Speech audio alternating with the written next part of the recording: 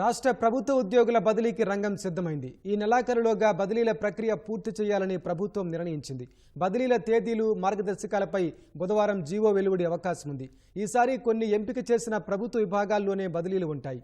Revenue, police, Panchayati Raj, గ్రామీణాభివృద్ధి, పురపాలక, పట్టణాభివృద్ధి శాఖలు, వివిధ ప్రభుత్వ విభాగాల్లోని ఇంజనీరింగ్ ఉద్యోగులు, గ్రామ వార్డు సచివాలయాలు తదితర విభాగాల ఉద్యోగుల్ని బదిలీ చేయనున్నారు.